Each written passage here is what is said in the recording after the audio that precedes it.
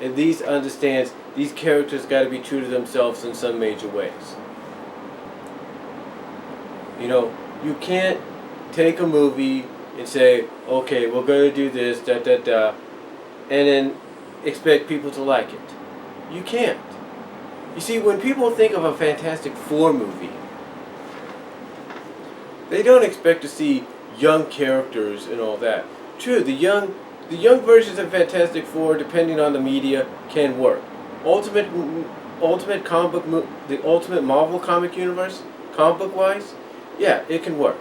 That Fantastic Four cartoon they had on Cartoon Network years ago, yeah, that could work, because you know why? It had humor. It was funny. It had humor. It had its action and its adventure, probably had its dark moments and all that, but it was light and humorous as well for everybody to enjoy. Same with the 1994 series, or the mid-1994 to mid-90 series. It was good because of what it had. It had everything and people liked it. And it wasn't the Fantastic Four trying to be something they weren't, it was the Fantastic Four being who they were. And when you take a look at the Fantastic Four, fans would expect maybe mid-20s, early 30s characters, with these powers. Not young, early to mid-20 characters. Not expecting that. They're expecting, characters that are older, more mature in a way, that have a better understanding of of what's happening, but also throughout the film could have some fun with their powers. The first Fantastic Four movie from Fox in 2005, the first theatrical one that is, was, like I said, was a success because they had all these elements. You had some of the characters having fun with their powers. And that's what fans expect to see. I mean, come on, honestly.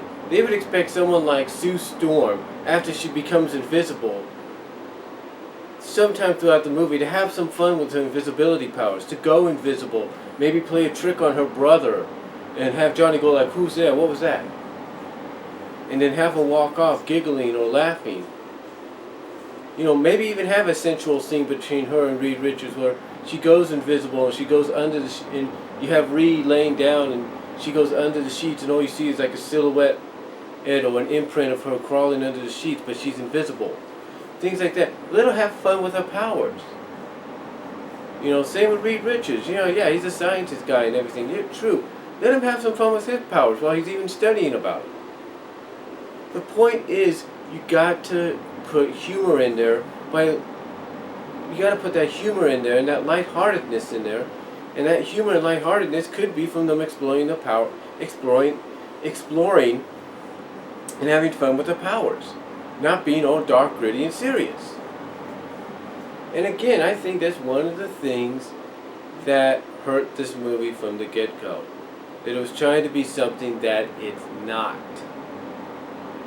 And that does not work in a universe like Fantastic Four. It doesn't. You know it. I know it. So now the only question is, what's the future for Fantastic Four? Some might say that they've done this 3 strikes and you're out rule, so there is no future. Well, that's not technically true. You see, the first Fantastic Four movie was a success. It was a success enough to span this one.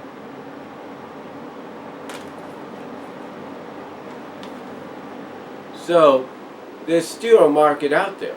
The way I look at it is it's 2 strikes out of 3. This first strike being Rise of the Silver Surfer, second strike being this recent reboot. The question is, can they redeem themselves? Can this franchise be redeemed?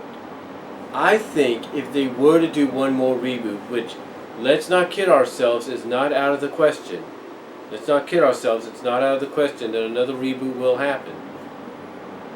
But I believe if they do another reboot, it's either going to be a 3rd strike for them, or by some miracle, they're going to be able to pull it off and give us a good and decent Fantastic Four movie that we've been wanting for a long time.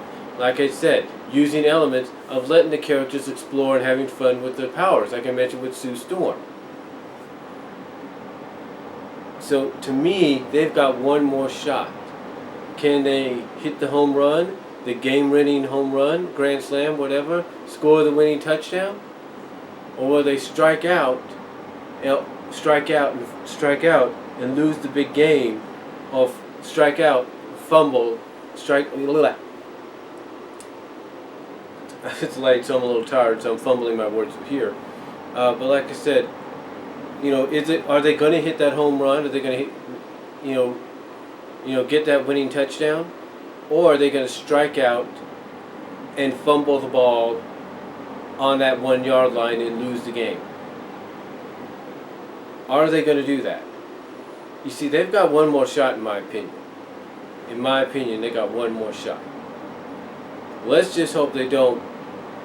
Excuse my language, Lord, for saying this. Please forgive me, God. In your name I pray. Amen. Amen. Let's just hope they don't fuck it up. That's all I'm going to say. Let's just hope they don't fuck it up. So let's just see what they do with that one more strike, in my opinion. In my opinion. Because I think if you're going to try to redeem this franchise with one more shot, that you're going to have that one last strike, that one last attempt to win the game with a touchdown or a field goal, then you've got to do a Fantastic Four reboot no matter how you do it. Whether you do it CGI, straight 2D animation with CGI, live action, whatever. You got to make it true to its source material no matter what. Put that lightheartedness in there. Let them explore and have fun with the powers. Do what you've got to do to make it good. Because if not, and you get that third strike and lose the game, or if you fumble that ball at the 1 yard line, or you miss that field goal from 20 yards and lose the big game, then I don't think there's any future left for Fantastic Four. And that's all I'm going to say.